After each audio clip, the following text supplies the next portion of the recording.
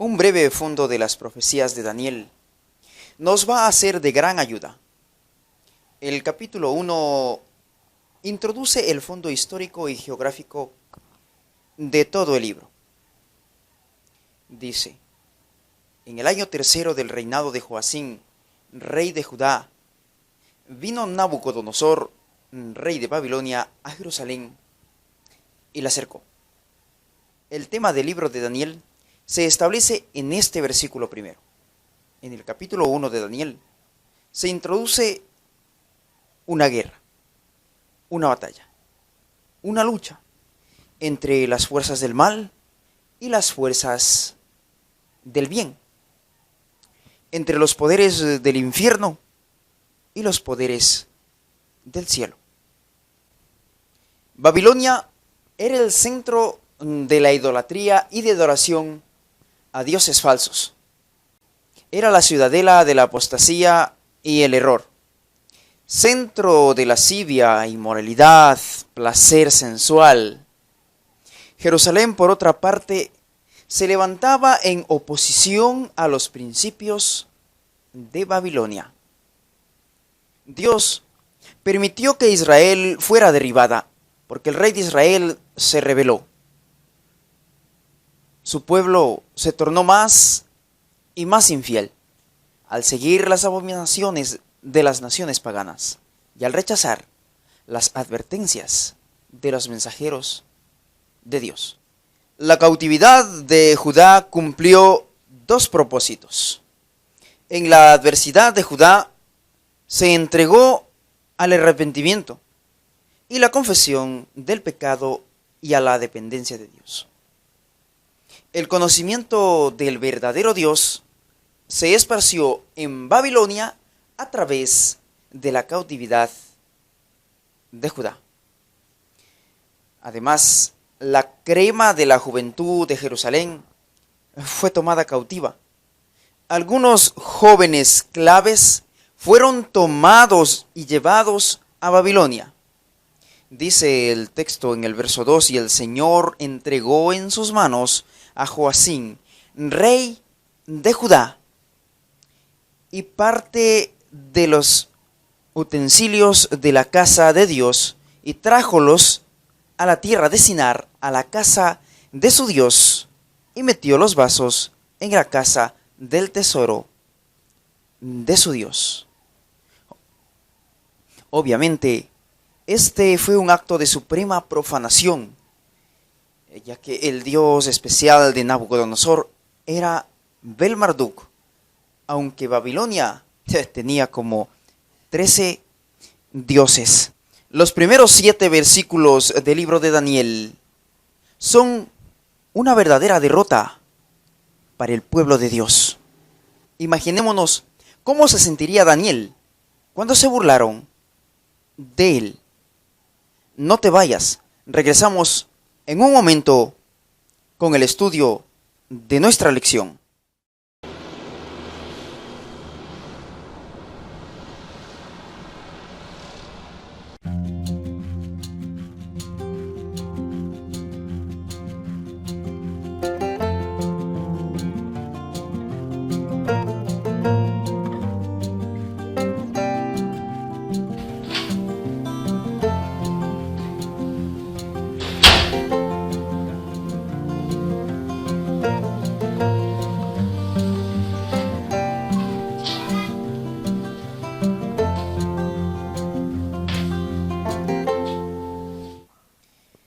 Iniciamos nuestro estudio presentando a dos reyes. Joacín, rey de Judá, el pueblo de Dios. Por otro lado, Nabucodonosor, rey de Babilonia, el rey conquistador.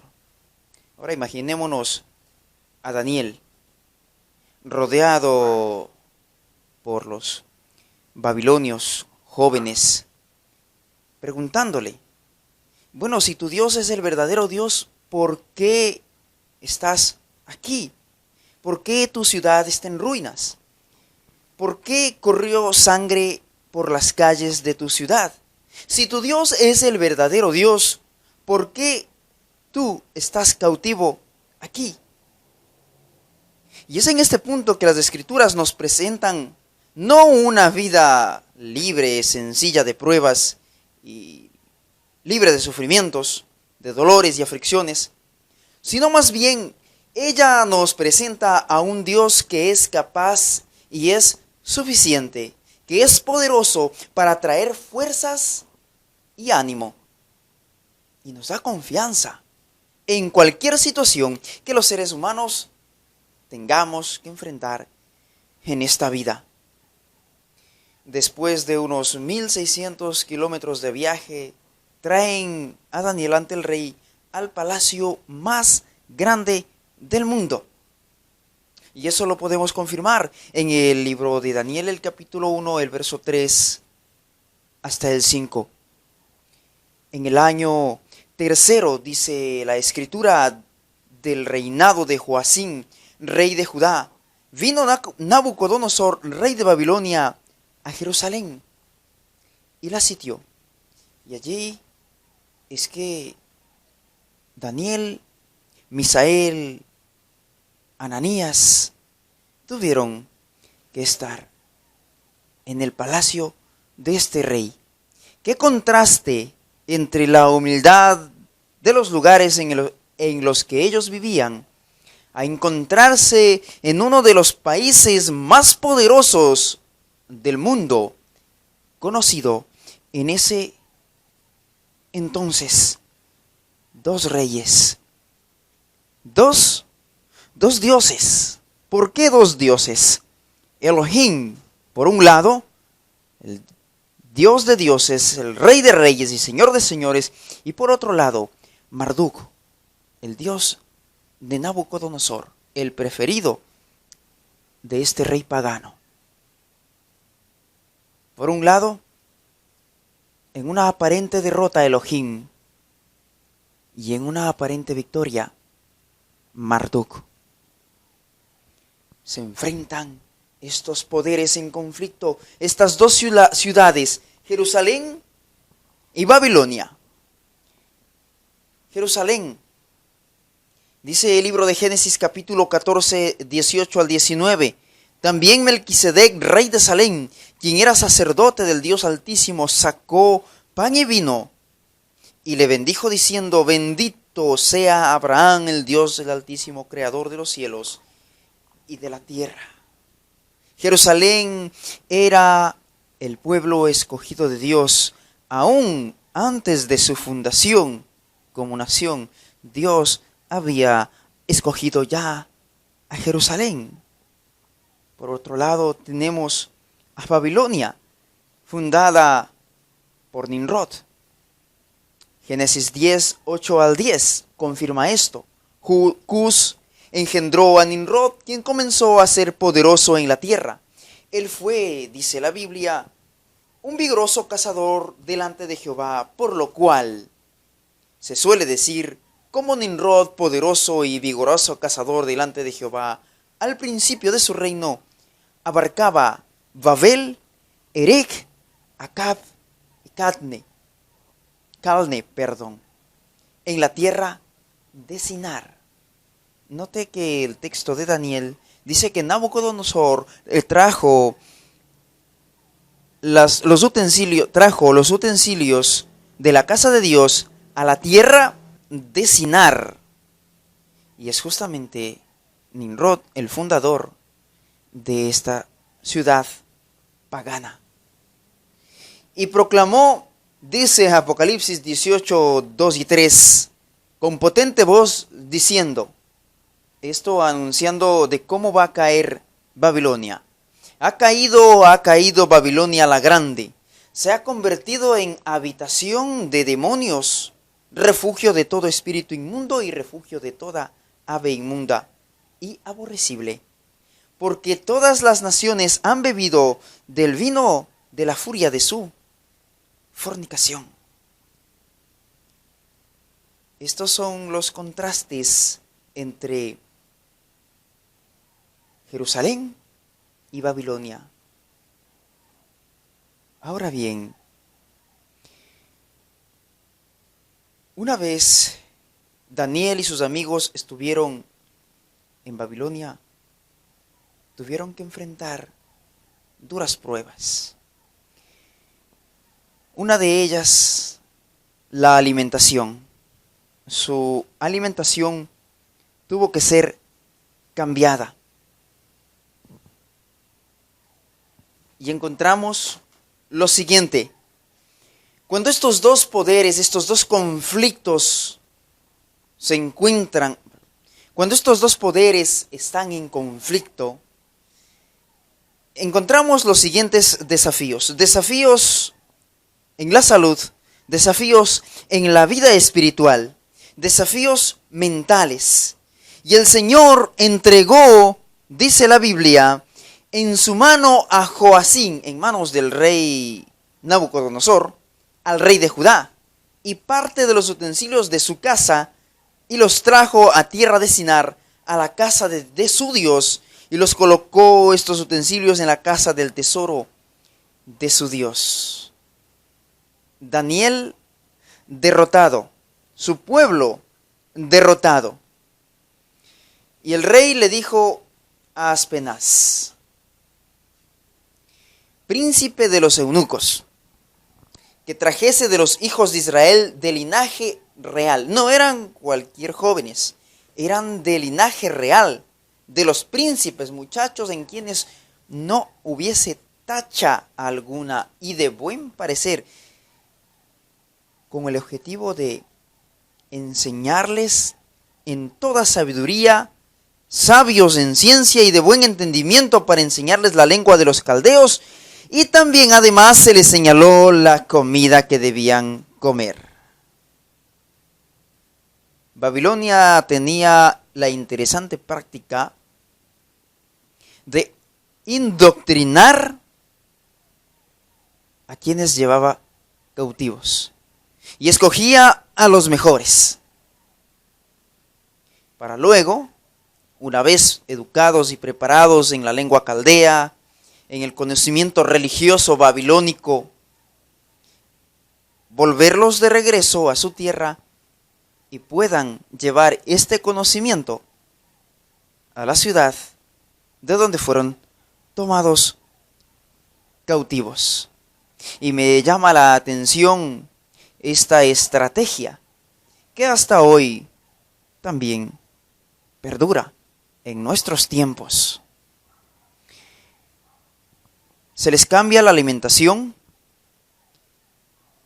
se les señala la dieta de ellos, que debía ser la comida, la ración que comía el rey. Mire cómo dice el texto: y señalóles el rey la ración para que cada día ellos comiesen de la mesa del rey, y el vino que él bebía, y que los educase o los criase, dice el texto, por 3 años, para que al fin de ellos estuviesen delante del rey. Otro de los desafíos que se presenta entre ellos es el monoteísmo y el politeísmo. Entre el Dios Elohim, como habíamos dicho al principio,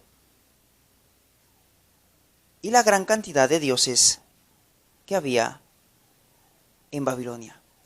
Vamos a ver más adelante cómo se desarrolla esta batalla.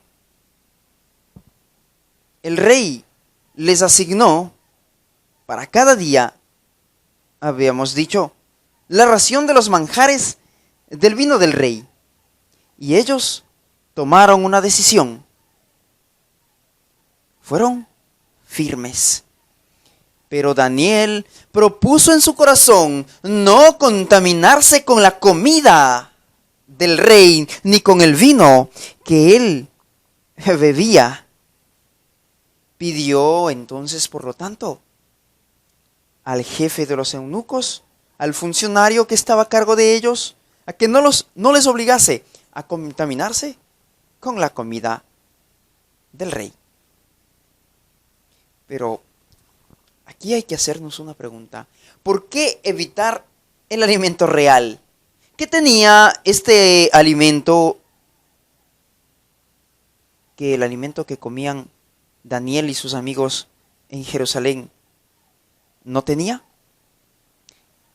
Voy a mencionar 4 razones. La primera de ellas: los babilonios, como otras naciones paganas, ofrecían carnes a sus dioses y comían carnes inmundas. Punto número 2. En el proceso de matar los animales no había tenido en cuenta las normas de higiene expuestas en Levítico. Punto número 3. En parte, los animales destinados a la alimentación eran principalmente ofrecidos al sacrificio a los dioses. Y punto número 4. El consumo de bebidas alcohólicas estaba en contra de los principios establecidos de temperancia presentados en el Antiguo Testamento. Recuerden que los sacerdotes, los que servían en la casa de Dios, no debían beber vino, o sea, no debían estar ebrios a la hora del servicio. En su desafío espiritual, a estos, el jefe de los funcionarios les cambió el nombre. Y aquí tenemos otro pequeño problema. A Daniel lo llamó Belsasar. A Ananías, Sadrach, a Misael, Mesac y a Azarías, Abednego. Vamos a ver, ¿qué significa cada uno de estos nombres? Daniel, el nombre hebreo significa Dios es mi juez. El nombre babilónico, que es Belsasar, significa Bel, protege al rey. Ananías significa el Señor es bondadoso conmigo.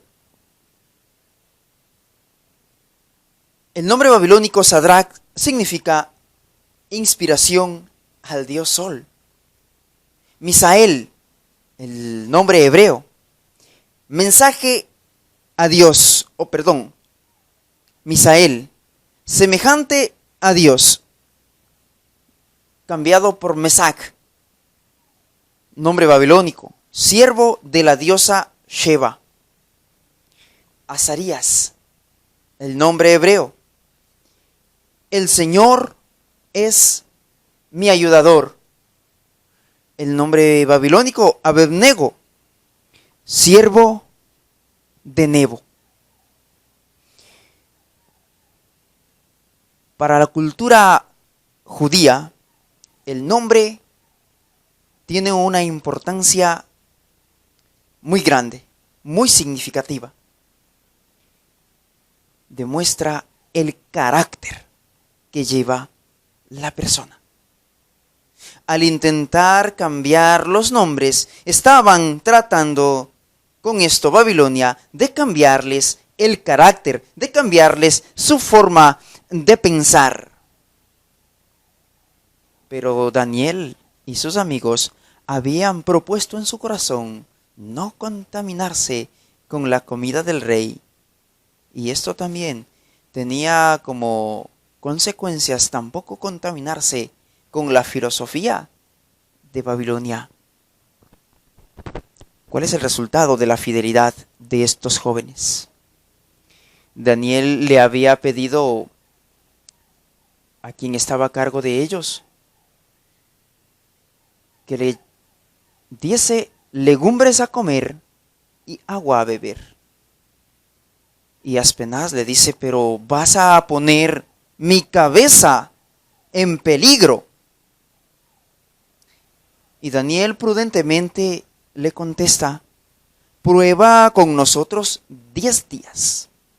Y después de los 10 días, ves los resultados y haces de acuerdo tú lo consideres necesario. Pasados los días de la prueba, por los cuales el rey había pedido, se los trajo delante del rey. Obviamente, al haber pasado los 10 días, los muchachos se encontraron que Su rostro era mejor que los rostros de los babilonios.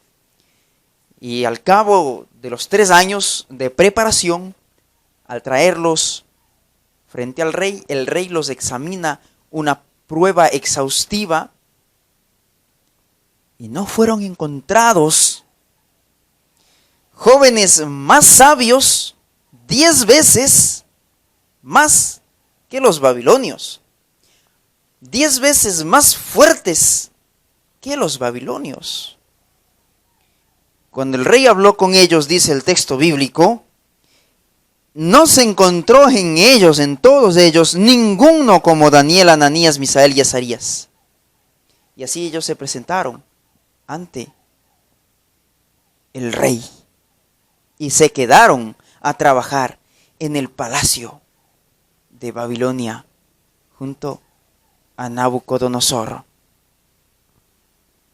Y después de esto, dice al final del capítulo, ya al final del capítulo 1, que Daniel continuó en el reino hasta el primer año de Ciro.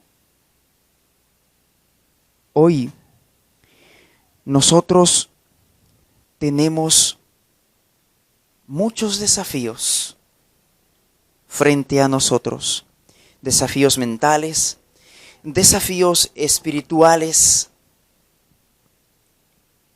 de los cuales tenemos que tomar una decisión firme, como lo tuvo Daniel, Ananías, Misael y Azarías, quienes fueron fieles a Dios, ya que como resultado de esa fidelidad, Dios los puso por encima de todos los sabios. Todo cuanto hagamos para la honra y la gloria de Dios, todo cuanto nosotros seamos fieles a Dios, Dios lo recompensará. Dios nos está haciendo un llamado a la fidelidad. ¿Estás listo para obedecer a Dios antes que a los hombres?